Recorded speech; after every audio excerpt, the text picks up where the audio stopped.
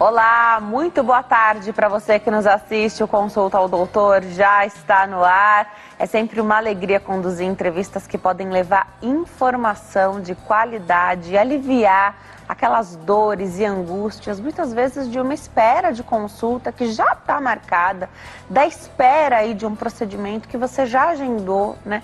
E o tempo que a gente vive hoje, esse apoio que nós teremos desse tema específico de hoje vai ser fundamental para levar mesmo esse conforto e esse alívio. Aproveita a oportunidade, anota o telefone que você liga para cá durante todo o programa, faz sua pergunta ao vivo ou deixa sua pergunta com a produção.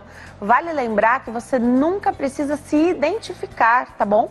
Você pode sempre fazer a sua pergunta e ter a sua identidade preservada. 0 operadora 11 3337 5886. Anotou?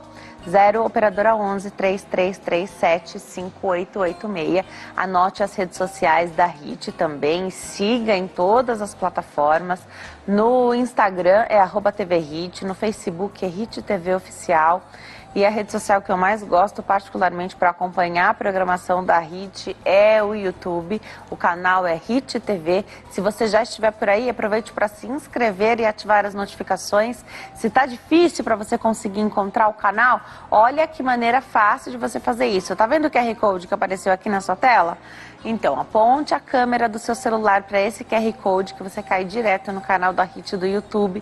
Aproveite para navegar aí pelo canal, porque você encontra todo o nosso conteúdo. Não só os programas aqui do Consulta ao Doutor, mas todo o conteúdo que a casa oferece. O tema de hoje é Síndrome do Pânico. Estou muito feliz em abordar esse tema, trazer, né, alguma leveza para os dias em que a gente vive, né? Um apoio psicológico nunca foi tão requisitado, a gente considera hoje algo até essencial, né, para os dias de hoje, para enfrentar as pessoas passando por questões tão difíceis aí, né?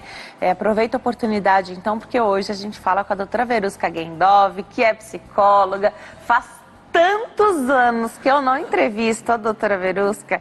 Eu estava com saudade. Obrigada por ter vindo. Eu também, Denise. Que prazer estar aqui com vocês. Que bom te ver, saber que está todo mundo bem. Graças a Deus. Fico muito feliz de estar aqui, viu? Hoje a gente fala então sobre síndrome do pânico e o momento que a gente vive hoje é muito difícil, né? Então nós já completamos um ano em pandemia, um ano de medos, dúvidas, muita incerteza. Agora a gente tem aí a vacina, né? E o cronograma acontecendo, as pessoas sendo vacinadas, mas nós passamos por um período e é muito cíclico. Eu entendia isso muito como ciclos, né? De desesperança. Então você via semanas em que as conversas acontecem, né? A gente não se encontra, mas no WhatsApp ou nas plataformas aí de vídeo, onde é possível você encontrar os seus amigos, né, virtualmente, até mesmo a família. Eu não vejo a minha há tanto tempo. Pelo vídeo, né? Então, ver de fato essas pessoas, mesmo que virtualmente, e muitas vezes o assunto era a falta de esperança em tudo melhorar, né? Isso mexe muito com a parte psicológica, né, doutora? Ah, com certeza. Nós tivemos muitas transformações, muitas mudanças, choques traumáticos constantes por conta de toda essa situação atual, que já se estende aí há mais de um ano. E tudo isso faz com que as pessoas não vejam saídas. E de repente a gente poder trazer sim algumas orientações, algumas informações, para que a gente possa mostrar que existe sim um pós-pandemia. E que vai passar. Pode estar demorando, mas vai passar. Para que a gente não deixe de planejar o passo seguinte, para que a gente não deixe de ter visão do que pode acontecer lá na frente positivamente. E que a gente possa utilizar desse momento, Denise, para se restaurar, recuperar coisas que a gente perdeu. Tudo na vida, todas as experiências na vida, por mais difíceis que sejam, também trazem um lado de aprendizado. E se a gente, nesse momento, aprender a lidar com isso, a gente vai montar um pós-pandemia melhor para a nossa vida. Acredito que algumas palavras vão ser muito habituais, como, por exemplo, a palavra híbrida. A gente vai ter que aprender que algumas coisas elas não precisam ser presenciais, mas outras precisam, e que a presença faz falta, O abraço faz falta, o carinho faz falta, e você ter tudo isso presencialmente é indiscutivelmente melhor do que de forma virtual. Mas entender tudo isso e aprender que a nossa agenda ela pode ter mais tempo, que nós podemos dedicar mais tempo para aqueles que amamos e podemos aproveitar a vida de uma forma diferenciada, eu creio que quem entendeu isso e quem teve resiliência para passar por tudo isso que a gente está passando e conseguir atravessar essa fase difícil, vai com certeza construir um futuro muito melhor. Que a gente possa aprender positivamente, né? Entendendo essas realidades tão duras, tão difíceis, mas construindo lá na frente. E se a gente, você que está em casa, se entregar para a desesperança, você está redesenhando também um movimento difícil pós-pandemia, por conta de todo momento que já é tão difícil e traumático. Então, que esse programa, eu tenho certeza que pode transformar isso. Apesar do desânimo que é real, a desesperança real, tudo isso ser transformado para um futuro muito melhor. Tem algo que a gente não pode deixar de falar, a doutora é cristã, e esse acolhimento também como cristã, né, e entendendo o momento, porque com as igrejas fechadas, né, e mesmo quando abertas, algumas pessoas não se sentiam confortáveis em frequentar e todo o cuidado, então não estava normal, nada está normal, né? Nada está igual era antes. Até isso mexeu com a gente também, né? Sim. O ser humano ele tem uma facilidade muito grande de criar rotinas, repetições, que fazem com que a gente se acomode. Isso é um processo mental mesmo, humano. Nós gostamos de acomodar e de repetir. E tudo isso trouxe uma inquietação, inclusive, para as nossas rotinas, mesmo dentro das igrejas. As igrejas que entenderam isso e criaram opções de continuar permitindo um espaço de liberdade religiosa, um espaço de você ter ali esperança espiritual, de você poder dedicar seu tempo de culto, mesmo que de forma virtual, de forma segura. As igrejas que entenderam isso mais rápido, Denise, tiveram o triplo de audiência, porque a internet ela alcança lugares que talvez presencialmente não seriam alcançados. Elas conseguiram falar muito mais de Cristo, conseguiram levar Cristo a um volume muito maior de pessoas. E elas conseguiram ter um olhar diferente para o seu vizinho, que muitas vezes está ali passando uma dificuldade, e a igreja pôde estender uma mão para aqueles que estão nas proximidades da igreja.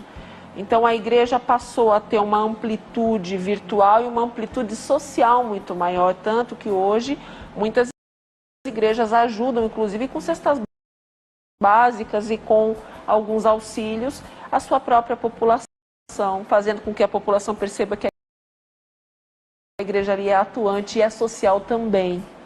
Então, não tem como isso não ser uma porta muito maior aberta para que as pessoas possam entender que Cristo é amor e que Ele estende a mão. E Ele utiliza aqueles que estão ali, mas Ele também utiliza o mundo virtual. Que espaço não pode ser ocupado, não é verdade? É verdade. Agora, quando a gente fala de síndrome do pânico, a gente está falando de algo que já vem antes da pandemia ou algo que a pandemia pode ter sido gatilho para acontecer? De quais cenários a gente pode falar aqui no programa hoje? Olha, antes da pandemia existir, nós já vínhamos num caminho de um volume muito grande de pessoas com síndrome do pânico, depressão, ansiedade, por conta de diversas situações que já aconteciam, já eram comuns antes da pandemia. Nós tínhamos um quadro bastante grande de pessoas já com adoecimento, por conta de várias situações. Mas eu quero citar aqui duas principais, temos várias, mas eu vou citar duas principais que, ao meu ver, eu tenho uma vida profissional longa, já atendi muito na minha vida. Você sabe que eu dedico meu tempo praticamente todo à clínica. E eu tenho percebido que o volume de decepções afetivas, pessoas decepcionadas afetivamente, pessoas decepcionadas com o mundo profissional, tem feito com que essas pessoas tenham adquirido traumas, angústias tão grandes, tão insuportáveis.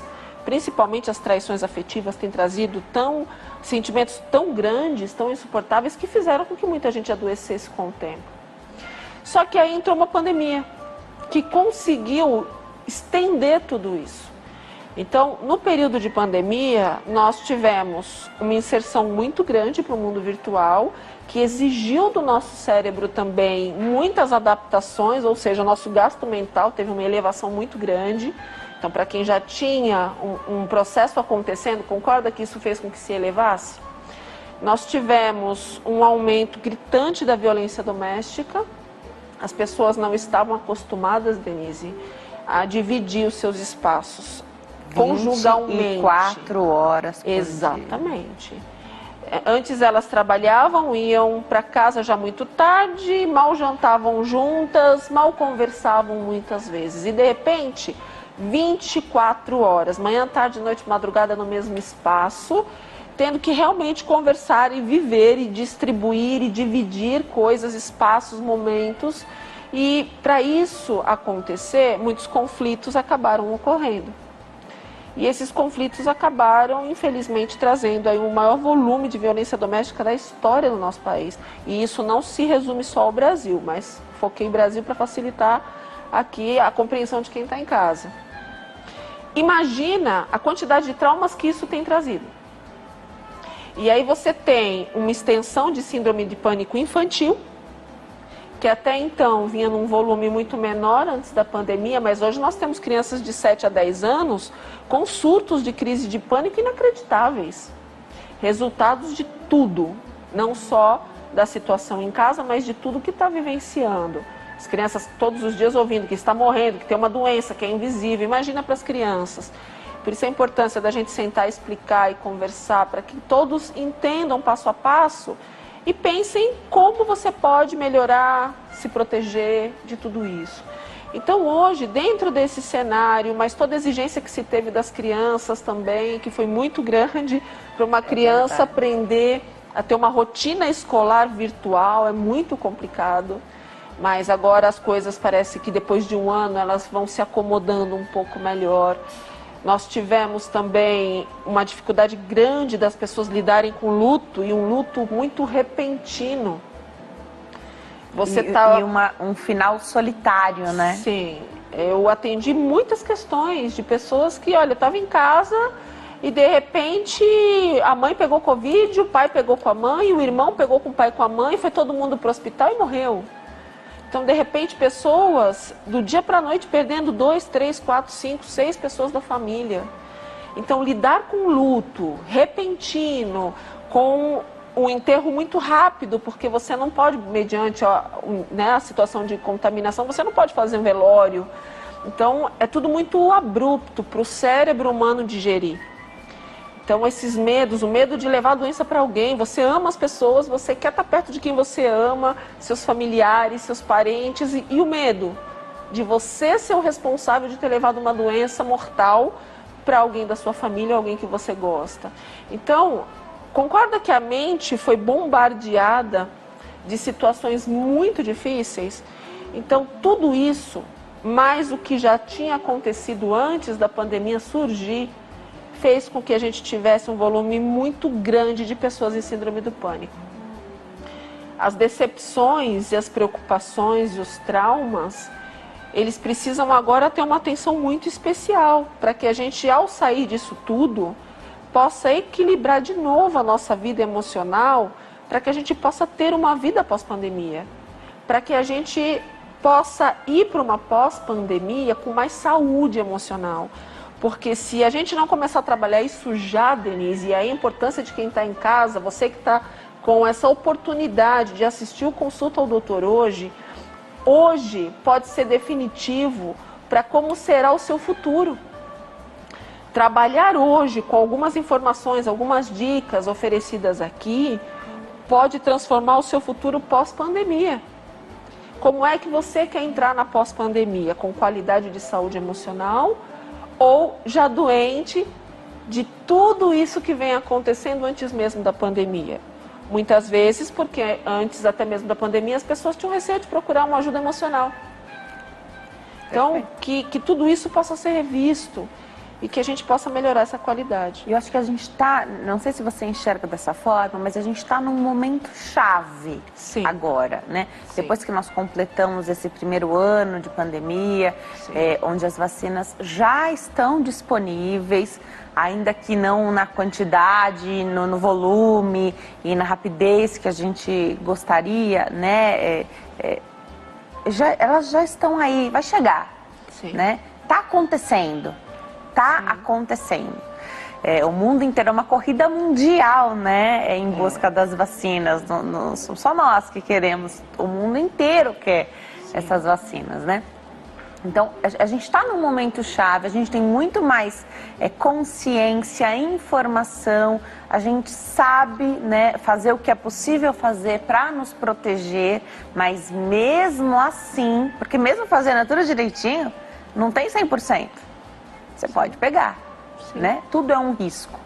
Nesse momento chave, onde a pessoa já tem consciência e diagnóstico, muitas vezes, de doenças mentais, psicológicas, psiquiátricas, o que se busca nesse momento? Então, para quem ainda não buscou, a terapia começar agora e não esperar quando a pandemia terminar, porque a gente não sabe quando a pandemia vai terminar. Sim.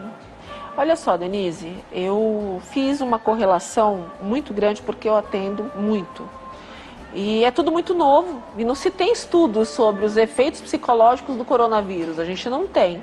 Os efeitos psicológicos de todos os comportamentos envolvidos, nós até imaginamos. Mas, referente especificamente ao Covid, a gente não tem porque é tudo muito novo. Porém, eu fiz uma correlação muito básica e muito visível, que a gente percebe isso no dia a dia aqui. Eu tive um volume muito grande de pacientes que morreram de coronavírus, morreram de Covid, ou ficaram entubados por conta de Covid. E às vezes a gente fica se perguntando por que esse volume foi tão alto? E aí tem uma explicação para isso. Quando nós temos uma dificuldade emocional, uma preocupação, uma chateação, enfim, concorda que nós, por conta de fatores emocionais, temos uma queda de imunidade natural? Com certeza. Nós já falávamos isso antes da pandemia.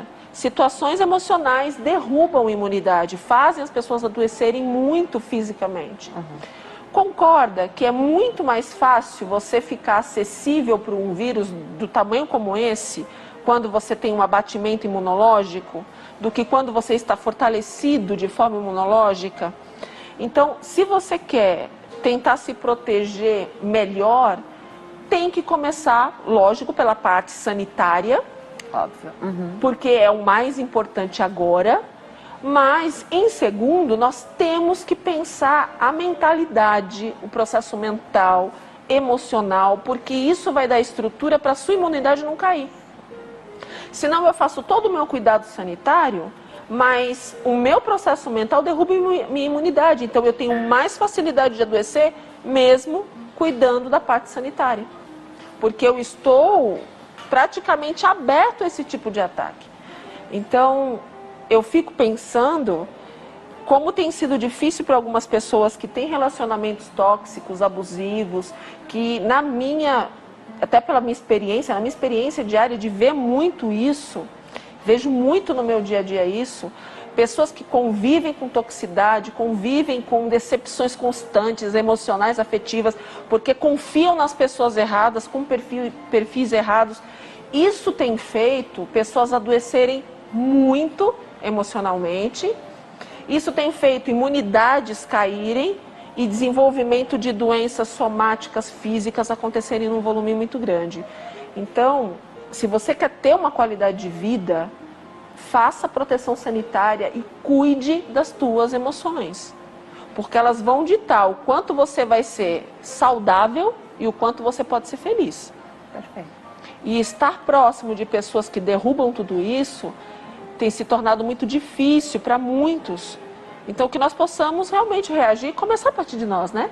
Se a gente cuida da gente e cada um faz a sua parte, a gente sai disso muito melhor e mais rápido.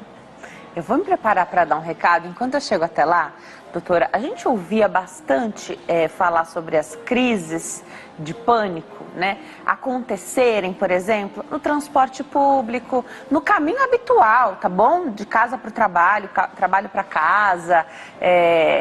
Então a pessoa no meio da rua ali, né, tendo uma crise e aí até sendo ajudada às vezes por outras pessoas ali do lado, que encaminhavam essa pessoa para o pronto-socorro, ou chamavam uma ambulância, porque a sensação que a pessoa tinha é como se ela estivesse infartando.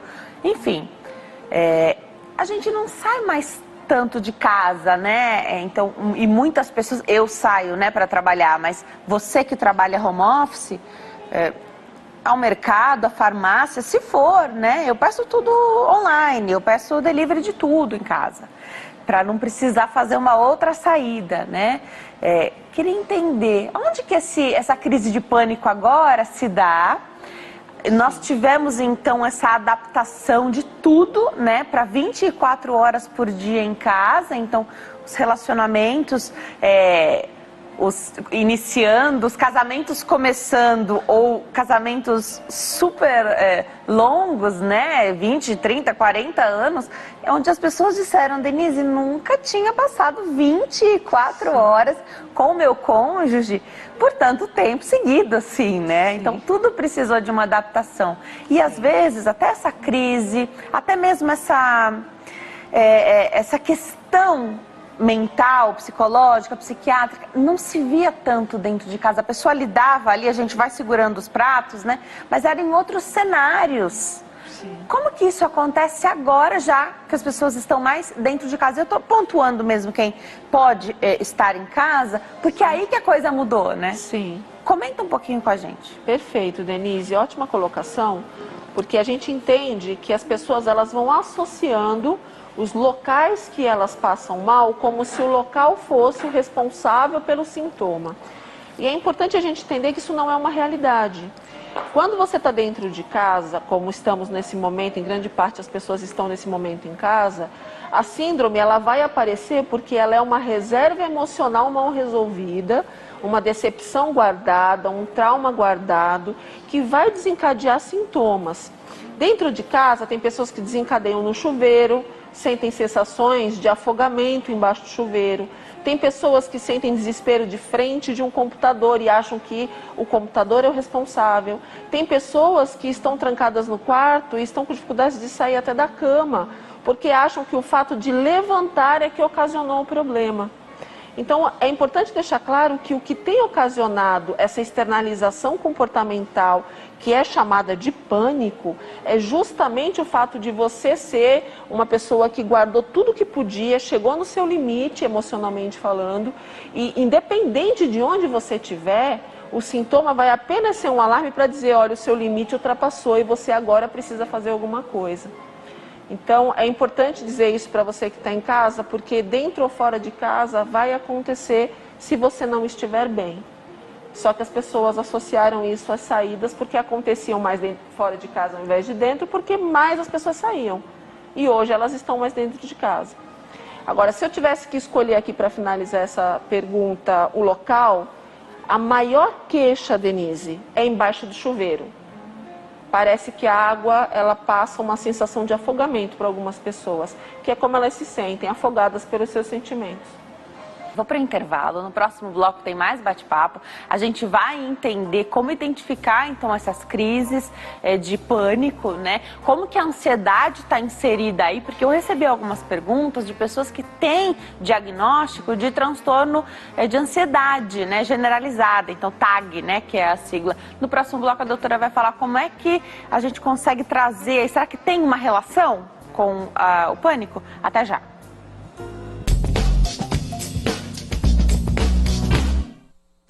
Nós estamos de volta hoje falando sobre síndrome do pânico com a doutora Verusca Gendov. Ela é psicóloga, tem um trabalho muito bonito que daqui a pouco também ela conta aqui pra gente, um trabalho gratuito, né? Um movimento aí de ajuda a tantas pessoas que precisam, sempre precisaram, mas nesse momento específico aí de pandemia, nunca se falou tanto sobre ter saúde mental. Aliás, aqui no Consulta ao Doutor, a gente sempre falou, e eu tenho muito orgulho disso, da importância da saúde mental. Mas ainda assim, ninguém esperava passar por uma pandemia, né? Então, você não espera passar, ninguém nunca desejou, mas ninguém estava preparado para um momento como esse. Exige muita adaptação, a gente consegue se adaptar. Mas essa coisa social, do convívio, do afeto, especialmente aqui para nós, né? Nós que somos sempre tão calorosos no cumprimentar, né? Isso revolucionou. Eu não sei se a gente volta para o que era antes, pelo menos não tão rápido. E você sabe que eu não acho isso tão ruim? Eu sempre fui muito calorosa em cumprimentar mesmo as pessoas. A gente cumprimenta com um beijo no rosto, né? Mas, doutora, difícil agora, né? Você pensar nisso voltar, sendo que a sua família você não cumprimenta, né? Quando voltar, vamos voltar então cumprimentar a família, né? Tudo depende de uma adaptação. Eu acredito que por ter um perfil, né? O brasileiro tem um perfil festivo, muito caloroso. O povo latino, acho que se eu puder estender assim, isso mesmo. Eles são assim. Acredito que a população europeia tenha mais facilidade, porque já são mais restritos, mais fechados. Mas o povo latino é muito festivo e gosta de contato presencial, gosta de contato físico. As pessoas são assim. Então, não tem como ser igual era, porque são 3 mundos diferentes, antes, durante e pós. Eu acredito que também muitos limites foram perdidos. Muitos cuidados foram perdidos por conta de algumas rotinas festivas. E a pandemia fez a gente voltar de novo, dar um passo atrás e refazer as nossas vigilâncias sanitárias, né? Os nossos cuidados sanitários, as nossas orientações. Muita gente não tinha costume de andar com álcool gel, muita gente não tinha costume... Chegar em casa e lavar as mãos, a primeira coisa, né? Trocar a roupa da rua, deixar sapato do lado de fora. Então, tudo isso foi sendo perdido com o tempo. E toda a pandemia fez a gente ter um alerta, peraí, a gente precisa voltar sim com alguns cuidados. Então, pós-pandemia, nós vamos ter que aprender a filtrar que coisas podem se tornar de novo rotina para a gente, mesmo que sem coronavírus, mas seguro de outras possibilidades que a gente nunca sabe no futuro. Por que não tomar alguns cuidados? Por que não exigir um pouco mais sobre algumas coisas? Outros vírus ficaram distantes de nós. Sim. Com esses cuidados que a gente teve para o Covid, né? Sim. Não tem como negar que quem toma cuidado para o Covid teve muito menos problemas respiratórios, questões de pneumonia e outras coisas que eram meio que ocorriam, né? Eram meio que corriqueiras e pararam de acontecer. A gente praticamente não ouviu falar em H1N1, gripe, influenza. Temos, mas foi bem menor. Então, peraí, o autocuidado sanitário, cuidar de algumas modificações, reduziu outras coisas. Perfeito. Deixar o sapato fora de casa, tinha pessoas que acostumavam andar descalças, pelo chão, sem nem se preocupar que tipo de coisa poderia entrar pela sua pele. Que tipo de situação você poderia desenvolver, ter de doenças, porque entrou pelos seus pés. Então, simples, né? Em outras culturas, o sapato sempre ficou para fora de casa, né? Então, cuidados tão simples, acredito que possam ser, sim, somados à nossa rotina. E algumas outras coisas que são específicas para esse momento, eu acredito que com o tempo tendem a serem deixados de lado depois de tudo isso aí sendo sanado. Mas a gente tem sempre que aprender com as experiências, sabe, Denise? Sim. O que a gente pode tirar de experiência nisso tudo? O que a gente pode trazer para a nossa família que a gente ama tanto?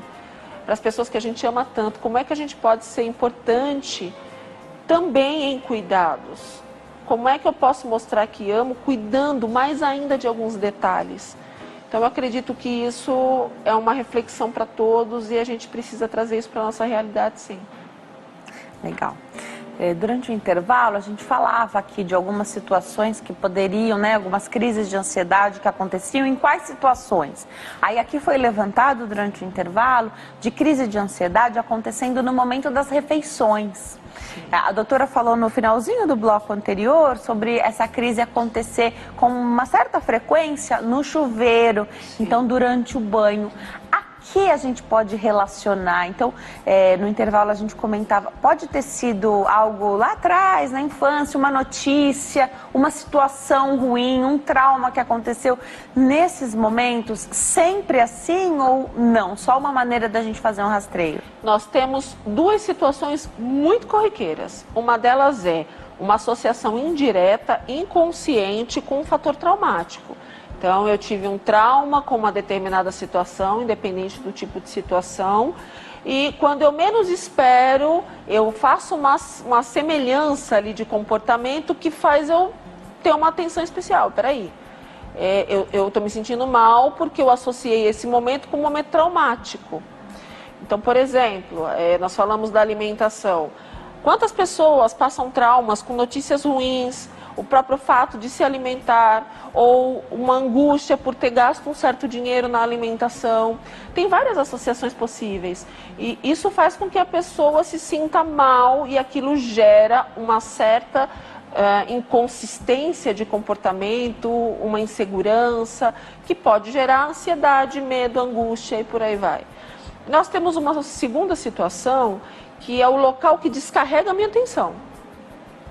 Eu estou aqui e estou me sentindo mal, porque aqui eu descarreguei a minha atenção. Eu não estou associando ao momento, não estou associando ao local, não estou associando a nada disso. Eu apenas me senti mal aqui porque agora, nesse segundo, meu corpo disse chega. E aí eu comecei a ter um monte de sintomas. É assim que a gente consegue muitas vezes separar. É importante para quem está em casa entender que todos nós, Denise, temos um limite para lidar com determinadas situações na vida. Então, se você sente isso, como é que você pode separar de uma ansiedade ou de uma crise ansiosa e de uma síndrome do pânico? A ansiedade, geralmente, ela está ligada a um ponto, uma situação na sua vida que você está esperando sempre alguma coisa. E aquilo vai te angustiando porque você espera um resultado específico, então é consciente. Eu sei que aquilo eu preciso mudar e não consigo mudar. Então, por exemplo, estou chateado porque tem conflito no relacionamento, já mostrei os pontos e a pessoa não quer mudar. E aí quando a pessoa começa com um comportamento que conscientemente eu sei onde vai acabar, eu começo a ter crise de ansiedade, aquilo me sufoca. A síndrome do pânico, ela é maior, ela é mais abrupta, ela é mais intensa, ela é mais aguda, porque você não faz uma associação direta, não é consciente. Você está tranquilo, dando risada, assistindo desenho animado, ou na rua, ou embaixo do chuveiro tomando um banho. Mas inconscientemente você está no seu limite. Você não está conscientemente pensando em nada, mas você está sufocado. E aí a água do chuveiro começa a te sufocar, mas não é porque a água está te sufocando, é porque você está sufocado. Você está querendo gritar para o mundo que não aguenta mais uma determinada situação e não sabe que isso está te sufocando. Então, a síndrome ela é muito maior, porque é uma forma do seu corpo dizer chega, você não aguenta mais sofrer. Você está enganado, traído, decepcionado, chateado e você não está querendo ver, ou você não está querendo entender, então seu corpo vai gritar de outra maneira. E geralmente vai atingir uma área do nosso corpo que está ligado ao que está acontecendo. Então, por exemplo, eu vou ter um ataque no coração. Muitos pensam que é um ataque cardíaco, porque o músculo cardíaco, ele recebe todo o nosso impacto eletrônico, vou dizer assim, né? Eletromagnético, na verdade, que é produzido no nosso cérebro. Você tem uma quantidade de cargas e de substâncias e de hormônios que você produz no seu cérebro que criam descargas eletromagnéticas no seu coração. E se você está com o seu coração machucado, porque você entrega seu amor para uma pessoa, essa pessoa te decepciona, e você tenta negar isso todo dia porque você não quer ficar longe dessa pessoa, você não quer acreditar que essa pessoa não está sendo uma pessoa boa para você. Então você nega até o seu corpo dizer assim, você está morrendo de infarto.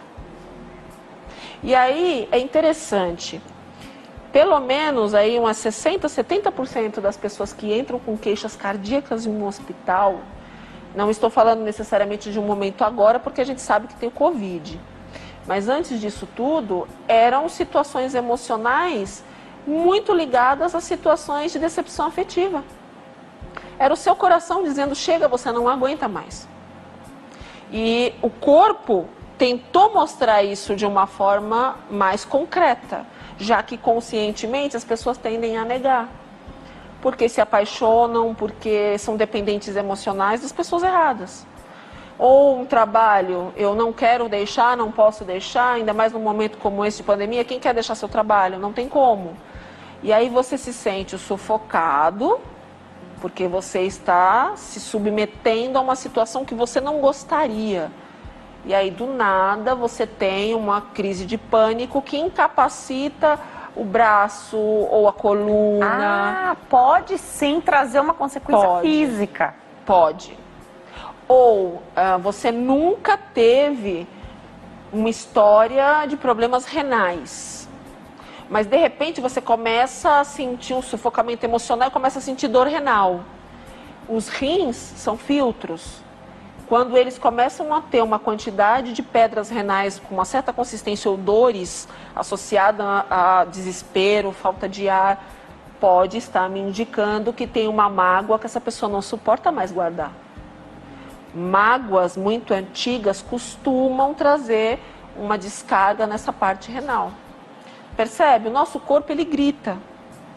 E se a gente finge que não vê, ele vai continuar gritando até chegar num limite assim absurdo do seu corpo e você parar num pronto-socorro e precisar tomar medicação. Agora, como que dentro de casa a família, o cônjuge, o filho, a filha, como é que você percebe isso acontecendo? Porque, do que eu estou entendendo aqui, você pode ter essas crises em vários graus, né? Em vários níveis. Sim. Pode ser algo aí mais exacerbado, que você vai precisar, às vezes, levar para um pronto-socorro, se é a primeira vez, você não sabe o que é. Ou pode ser algo ali que traz o desconforto, traz a queixa, mas a pessoa consegue continuar dentro de casa. Qual a importância de quem está ali junto, convivendo, né? E a gente acabou se conhecendo muito mais, eu até citei casamentos muito longos, né? É o relato da maioria. As pessoas acabaram se conhecendo mais ainda, né? Nesse período. As crises, elas não começam intensas. Elas não começam de forma absurda, Denise, elas começam devagar. Então, geralmente com uma crise simples, pequena, de medo e ansiedade. E vale para quem está convivendo dentro de casa perceber essa frequência aumentando, a quantidade de tempo aumentando. Geralmente o início começa com 10 minutos de sufocamento emocional, somatizados em uma crise física, que aumenta para 20. Então você começa a perceber, e aí é o momento de sentar com a pessoa, escuta, eu estou vendo que você está ansioso inicialmente, angustiado, andando para lá e para cá, tem alguma coisa te preocupando?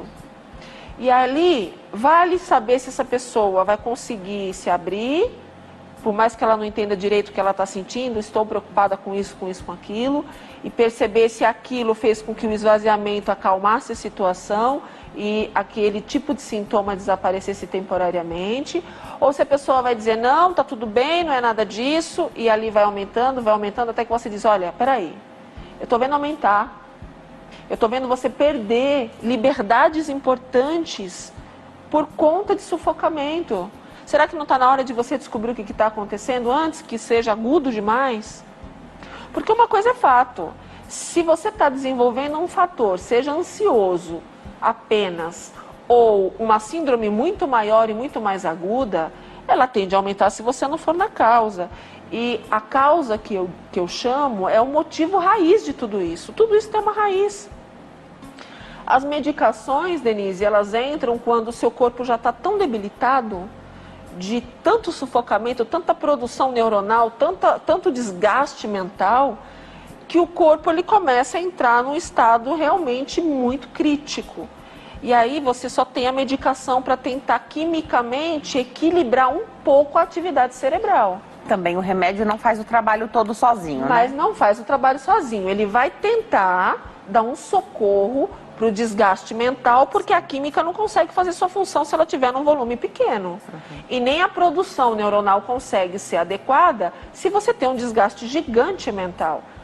Porém, se você não mexer na raiz, você vai tomar remédio, vai melhorar um tempo, mas a raiz vai continuar incomodando para gastar tudo de novo. Então é como se você estivesse colocando água num recipiente furado.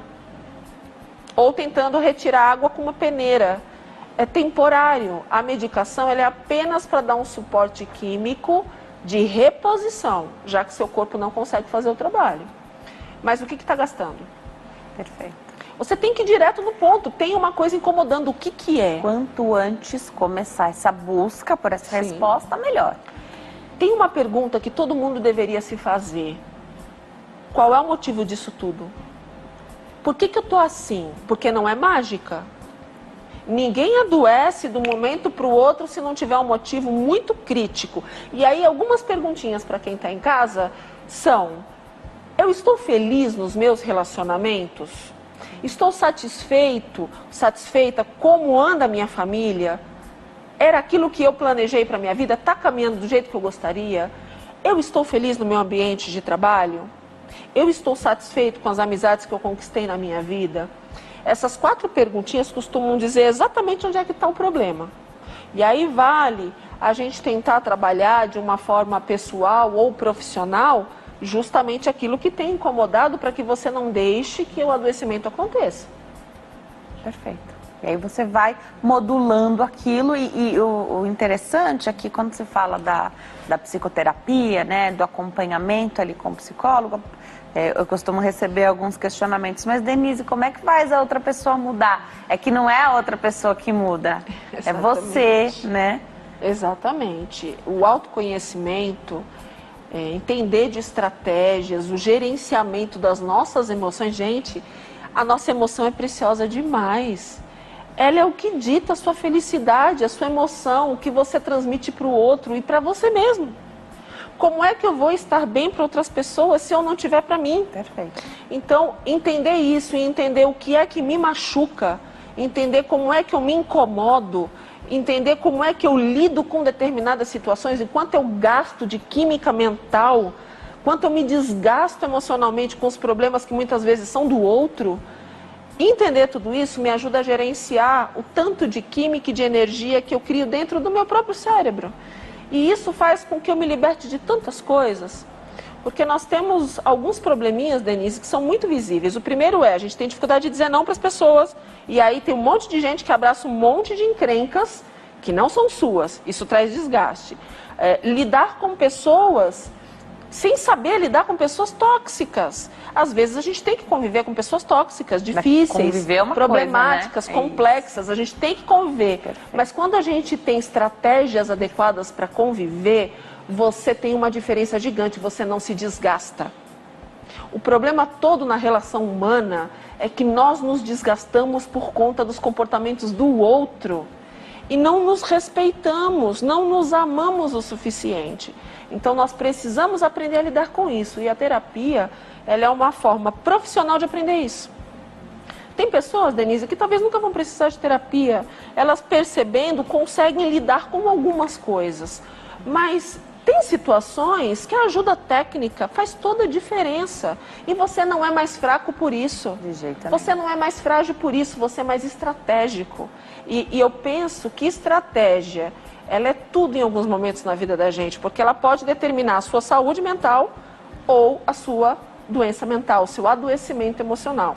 E aí cada um decide como é que quer traçar esse caminho. Brilhante. Perfeito. Você falou da dificuldade de dizer não para o outro, e quando a gente não diz não para o outro, a gente diz não para nós. Sim. Você não fala para o outro, mas aí você não faz uma coisa. Sabe o que eu escuto muito? Ah, Verusca, mas eu tenho que amar o próximo. E quem está dizendo para você não amar? Perfeito. Mas também está dizendo para você se amar primeiro, para amar o próximo como você se ama, não é a regra? Uhum. Existe uma regra, gente. A gente tem que começar a partir da gente. Eu tenho que dar o meu melhor, eu tenho que me amar, eu tenho que me cuidar para que eu tenha condição emocional para fazer isso pelo outro. Se eu não faço por mim, eu não sei fazer pelo outro. Não adianta você se matar de fazer pelo outro, que esse outro não vai reconhecer, porque ele olha para você e vê que você não faz por você. E as pessoas têm um detalhe muito curioso, elas não respeitam aquele que não se ama. Elas não respeitam aqueles que não se respeitam. E às vezes as pessoas acham que se matando pelo outro, o outro vai respeitar. Não vai. Eles vão seguir aqueles que se colocam, aqueles que se impõem, aqueles que sabem se amar, porque são referências para essas pessoas também. Tem a orientação, né, dos comissários de bordo. Você falou, me fez lembrar. E você não precisa nem ter viajado de avião para saber, porque é bem comum essa frase, né? Que em caso de despressurização, máscaras de oxigênio cairão sobre suas cabeças. E aí, lembrar de você primeiro colocar a máscara em você, depois você ajuda quem está ao seu lado. Então, mesmo que for uma criança, um idoso, primeiro você põe a máscara em você, porque você vai estar bem, você vai poder ajudar. É um segundinho, você vai poder ajudar quem está do seu lado, né? Exatamente. Se você não começar por você, quem dirá pelo outro? Então, só ama de verdade um outro ser humano aquele que se ama de verdade. Se a gente não se ama, a gente tem posse do outro, a gente tem controle do outro, mas amor de verdade, só quem se ama. E é curioso como tudo isso que a gente está falando está super interligado, né? Então, Sim. Baixa autoestima, relacionamentos tóxicos, tudo essa vai sobrecarregando, né? Então, pontualmente, talvez nenhuma dessas questões seria explosiva na sua vida, né? Sim. Mas quando você carrega isso por muito tempo ou vai juntando essas questões, e olha que a pandemia desencadeou uma série de coisas porque a ansiedade foi muito grande, está muito grande, né? Então a gente sempre aguarda uma notícia, a gente espera que seja uma notícia boa, mas se você acompanhar o dia inteiro as notícias, é de enlouquecer. Sim, o isolamento, ele faz você ter um encontro com você mesmo. Se a gente for parar para analisar, um dos grandes momentos de autoavaliação, autopercepção, é quando a gente está sozinho dentro do nosso espaço. E de repente, para muita gente esse encontro foi conflituoso. Tinha pessoas, enfim, diferenciadas no sentido de fugir, sabe? Sei que tem um problema, me diferencio nisso porque eu quero fugir disso. E hoje a pandemia fez você ter um checkmate com você mesmo. Não dá para fugir. Não dá para fugir. Como é que você vai fugir de você? Não dá. Então, esse isolamento fez muita gente olhar para dentro de si e começar a enxergar muita coisa que tinha que ser modificada. Muita coisa que precisava, urgente, ser mudada. E isso fez com que muita gente também entrasse em crise de ansiedade, porque você se colocou em xeque. Perfeito. A gente vai para o intervalo. No próximo bloco a gente continua conversando sobre isso. Tem várias perguntas aqui sobre ansiedade, sobre algumas situações ali de uma crise maior. Como é que você dribla isso?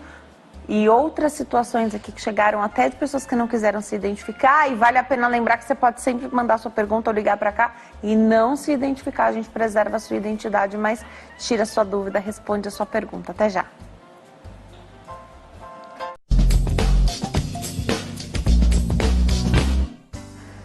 Nós estamos de volta hoje falando sobre síndrome do pânico. A nossa convidada é a doutora Verusca Gendov, ela é psicóloga, faz um trabalho de atendimento, acolhimento gratuito aí. E ela vai falar nesse bloco sobre esse projeto dela, como é que isso funciona, esse trabalho. Volto para a gente abordar algumas questões que chegaram aqui, doutora, durante esses 2 primeiros blocos.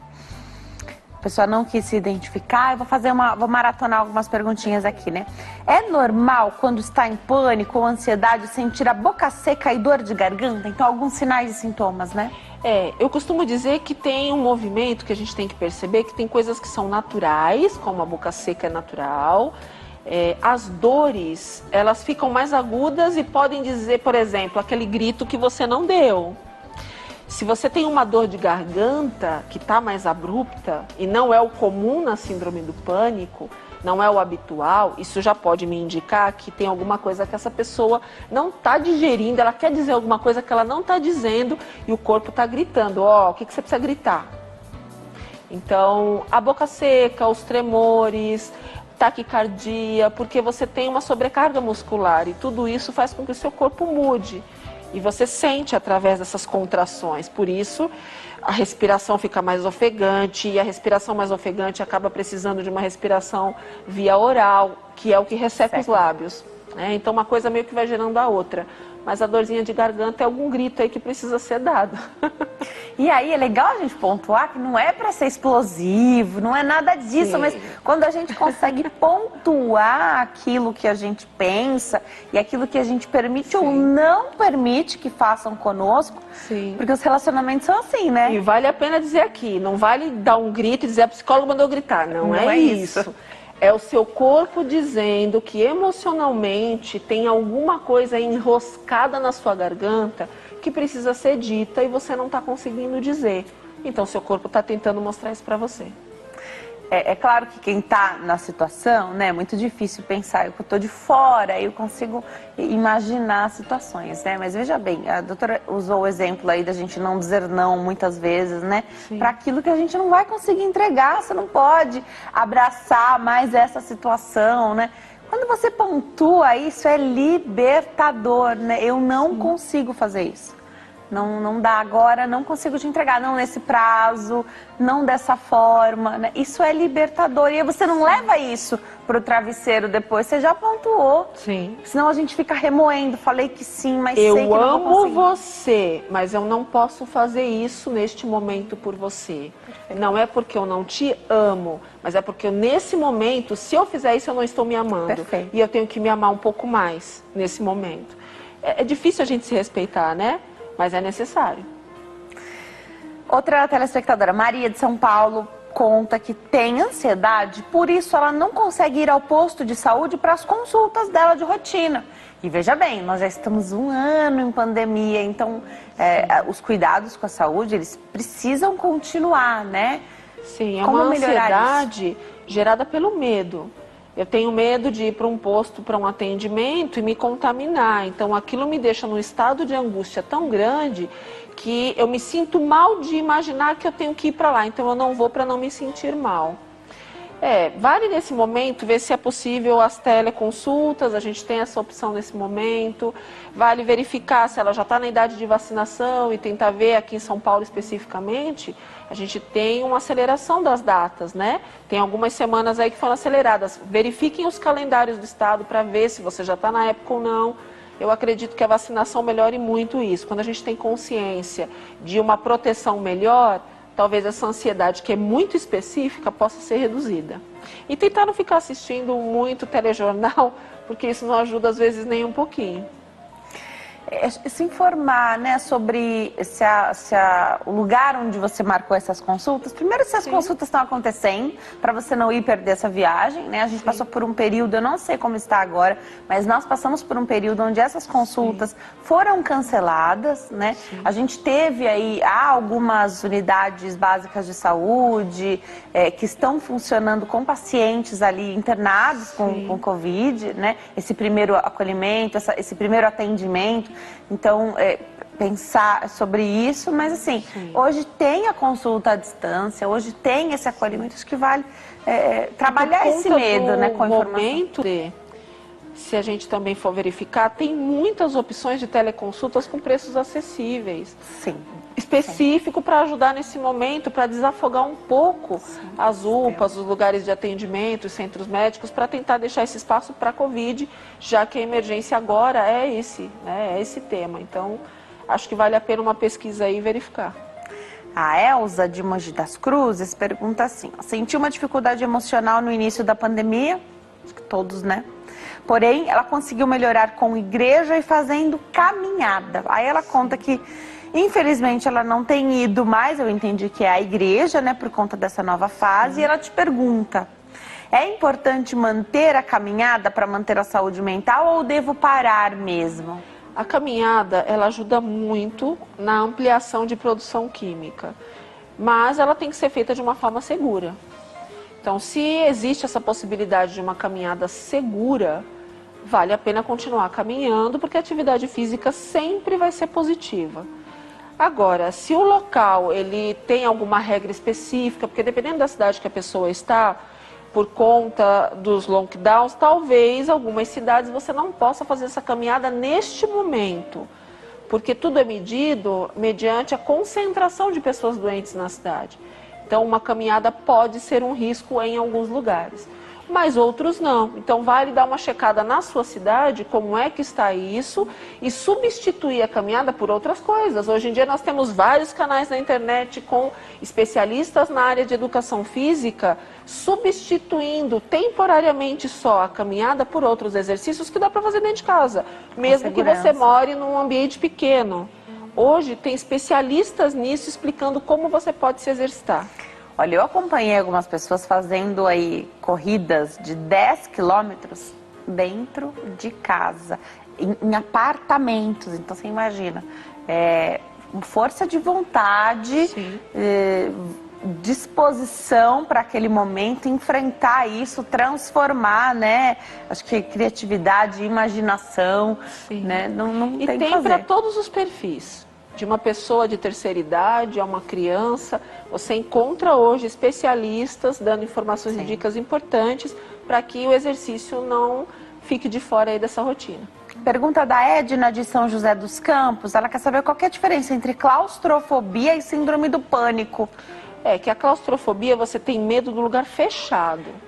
Então, você só se sente mal quando você se sente fechado. É muito comum, emocionalmente, pessoas que são muito controladas por outras. Então, por exemplo, tem muitos relacionamentos, Denise, que um controla muito o outro. Não pode fazer uma série de coisas, não pode isso, não pode aquilo, não pode nada. E aí a pessoa é tão fechada dentro de si, que quando ela entra num ambiente fechado, ela somatiza o que ela internamente está sentindo. Então, tem muita gente que é resultado aí desses relacionamentos muito controladores. Agora, a síndrome, ela não necessariamente está ligada a um pânico de lugar fechado, mesmo você podendo se sentir mal também em local fechado, mas não é esse o motivo. O motivo é que o seu limite, por acaso, aconteceu ali. Por acaso foi naquele momento. Mas a quantidade de sintomas, a quantidade de situações que te envolvem são muito maiores do que uma coisa específica. Vou me preparar para dar um recado, mas enquanto eu chego até lá, eu deixo uma pergunta aqui para a doutora. A Marta, de São Paulo, conta que teve síndrome do pânico há alguns anos. Ela fez o tratamento que ficou estabelecido para ela não conta o que foi, se foi medicamentoso ou não, e ela conta que se libertou. Porém, o problema retornou agora. Então, uma pergunta bacana, se existe, se a gente fala em cura ou se a pessoa que teve uma vez está sempre sujeita a ter de novo a síndrome do pânico. Ela pergunta, devo retornar ao profissional ou posso repetir o que foi feito anteriormente? Adorei a pergunta. Ótima pergunta. Olha só, se você sentia algo, você fez um tratamento por um período e voltou a se sentir mal tempos depois, o que isso mostra para mim? Que a raiz do problema não foi mexida. A raiz do problema não foi encontrada. Você aprendeu a lidar com os sintomas e a prevenir possibilidades de vir ter crises. Mas, para você ter um tratamento completo, é importante que você descubra a causa. Então, você se pergunte, eu descobri a causa? Eu consegui realmente descobrir a causa? Porque senão você vira, mexe e vai ter de novo. Nós temos duas situações aqui, a raiz do problema e aprender a lidar com o problema. Qual dessas duas coisas cada um quer para si? Se você disser, não, eu quero aprender a lidar com o problema, mas eu não me sinto bem de mexer na causa agora, ok. Você vai tomar medicamento, vai fazer tratamento, você vai aprender paliativamente a lidar com o problema. Mas se você quer mexer na causa raiz e realmente conseguir administrar isso sem ficar tendo crises, você tem que fazer o tratamento para descobrir essa causa e tratar na profundidade o que acontece com você. Aí sim, você associando o problema de verdade, você consegue não ter mais esse tipo de sintoma. Vou voltar para o bate-papo com a doutora Verusca. Doutora, fala um pouquinho, vou caminhar aí de volta, mas fala um pouquinho sobre o atendimento gratuito e a necessidade que você enxergou de fazer isso com uma equipe grande, né, doutora? Sim, mediante esse momento de pandemia, as pessoas ficaram muito fragilizadas, com razão, preocupadas, tensas, a mente exigiu muito esforço para lidar com tantas adaptações, então eu juntei uma quantidade de profissionais de várias partes do Brasil que se voluntariaram para tentar, nesse momento, dar um suporte emocional àqueles que não tinham condições de poder pagar o seu atendimento. Mas é algo emergencial, é algo em grupo, para conseguir pelo menos ajudar essas pessoas. Nós chamamos de Abrave, que é um projeto de brasileiros voluntários que se uniram para tentar ajudar. Todos com registro, todos bonitinhos, porque a ideia era ajudar o necessitado. Aqui a ideia não é vender nada gratuito, é ajudar pessoas no momento de crise. Então, que fique muito claro isso, é um processo em grupo que tenta se ajudar. De outra forma que eu encontrei também, Denise, de ajudar, é através de lives, através de trabalhos que eu possa estar fazendo também para orientação, para tentar ajudar. E nesse próximo dia 24 agora de abril, 18h30, por volta das 18h30 da noite, quase 7 da noite, eu vou estar fazendo um trabalho muito especial para as famílias. Então vai ser gratuito, vai ser pelo canal do YouTube, eu vou responder perguntas, eu vou poder conversar com vocês. Então, se vocês quiserem participar, entre em contato comigo, eu mando o link, porque vai ser gratuito, a gente vai mandar um link para você e você vai poder assistir ao vivo. Eu vou responder todas as perguntas das pessoas sobre conflitos afetivos, problemas conjugais, problemas com filhos, medo, depressão, pânico, ansiedade, tudo que envolve a questão emocional e as famílias do nosso Brasil. Então, eu tenho recebido muitos pedidos nesse sentido e eu resolvi fazer esse trabalho para tentar ajudar, para tentar trazer um pouco de esperança, tentar trazer um pouco de estratégia para que você possa resolver as questões aí do seu dia a dia. Então, é fácil, é só você mandar um link para o meu celular, eu quero participar. Então, todo mundo que mandar vai participar gratuitamente, eu vou mandar um linkzinho, aí você entra no dia e assiste com a gente através de uma plataforma lá do YouTube e gratuitamente. Então, é uma forma aí que a gente encontrou de poder dividir um pouquinho com as pessoas, sabe, Denise? Eu creio que se a gente quer ter bênçãos na vida da gente, a gente tem que abençoar pessoas. Então, se você está passando por problemas difíceis, dia 24 às 18h30, eu posso responder a sua pergunta e tentar te ajudar de alguma forma. É só participar. Manda o link. Eu quero participar, que eu mando o link para você. Excelente. Você sabe que a pandemia acabou... A gente sempre falou de saúde mental, mas a pandemia acabou trazendo essa necessidade, né? Sim. Trazendo essa busca mesmo, sem preconceito. Com Sim. muito menos preconceito do que a gente já vinha trabalhando isso antes, né? Sim. Mas hoje, muito mais tranquilamente, alguém busca esse acolhimento virtual, aí você não precisa sair de casa, não tem a desculpa do trânsito, né? Da Sim. chuva. Então, aproximar o paciente, a pessoa do psicólogo. Sim. E aí quando há necessidade, o psicólogo ele encaminha para um psiquiatra, ele diz que há necessidade de você fazer, além da terapia com ele, fazer também uma consulta com o psiquiatra. Acho que essa conversa, esse primeiro contato, né, isso é fundamental. Tem que começar de algum jeito. De algum jeito tem que começar. Para você poder ter uma transformação real na sua vida, é necessário dar um passo. E encontrar também pessoas que tenham experiência para poder ajudar, né, Denise? É importante, porque você tem algo acontecendo com você que precisa melhorar. E quando a gente não está bem emocionalmente, é um sinal muito claro de que nossa mente não está conseguindo produzir a quantidade de química o suficiente para o tamanho do gasto mental que se tem. Porque cada pensamento nosso, cada preocupação, cada decepção, cada traição, cada situação que acontece, que eu não me sinto feliz, tudo que me deixa indignado, tudo que me deixa decepcionado com a vida e com as pessoas, todas as expectativas frustradas que eu coloco em cima de pessoas e me frustro, tudo isso tem um resultado, que é gastar químicas no seu cérebro. Doutora, um minutinho e uma última pergunta. Sofri 5 acidentes de carro com meu pai, depois disso tenho pânico de andar com ele. Em todo o trajeto fico tensa, já tive crises dentro do carro e percebo que com ele acontece o mesmo. Trocar de carro seria uma solução? A gente precisa trocar de pensamento. É importante que você aprenda estratégias de pensamento que possam lidar, porque são muitos traumas. Então é necessário trabalhar estratégias específicas para a sua situação por conta destes traumas. Trocar o carro não vai resolver. A gente tem que trocar o nosso pensamento emocionalmente falando. Mas dá para resolver. Trazer conforto. Dá, né? para trazer conforto. Porque quando a gente aprende a lidar com a emoção da gente, a gente aprende a fazer leituras mais rápidas, a gente treina a nossa mente a saber o que é realmente perigoso e evitar, e o que não é perigoso e relaxar. Então, preciso de um treino específico para isso, com o treino isso pode ser ajudado, sim. Vou passar os contatos da doutora, eu adoro entrevistá-la, é sempre uma aula que você dá aqui pra gente, fala fácil, fala com o público, consegue chegar pertinho da gente. 0 operadora 11, esse é o telefone, tá? Que você manda mensagem, sinaliza pra doutora que você quer participar da live, né? É isso, né? Isso mesmo, Tá. Pode me chamar, sou eu que atendo, não é secretária, sou eu. Então, se acontecer de demorar um pouquinho, tem paciência, eu respondo todos, Denise. Perfeito. Não tem problema da quantidade, mas aí eu só peço paciência que às vezes eu demoro um pouquinho para responder todo mundo, mas eu respondo. Excelente. Então, ó, anota. 11 98249 0073. Vou repetir. 11 98249 0073. E no YouTube é fácil encontrar Doutora Verusca, DRA, que é doutora abreviado, Verusca com K. Você encontra a doutora por lá. Parabéns pelo seu trabalho. Obrigada por ter vindo. Volte outras vezes. Adoro bater papo com você. Aprendo muito. Eu que agradeço. Fica aqui o meu carinho para vocês, Obrigada. meu carinho especial a todos da HIT, todos que estão assistindo. Fico muito feliz de poder contribuir um pouquinho. A vida é curta demais. Que tal fazer dela o melhor possível, com melhor qualidade de vida emocional?